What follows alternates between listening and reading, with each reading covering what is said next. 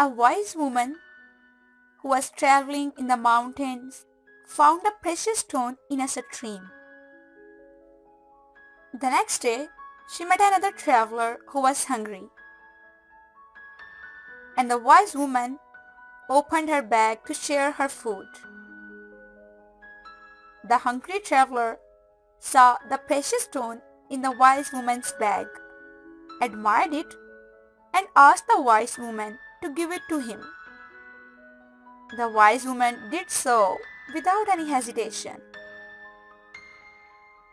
The traveler left, rejoicing in his good fortune.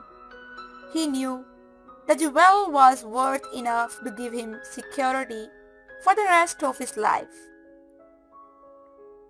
But a few days later, he came back, searching for the wise woman. When he found her, he returned the stone and said, "I have been thinking.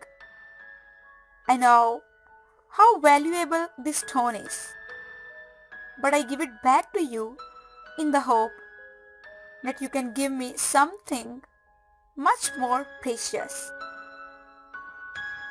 If you can, give me what you have within you that enable you to give me the stone."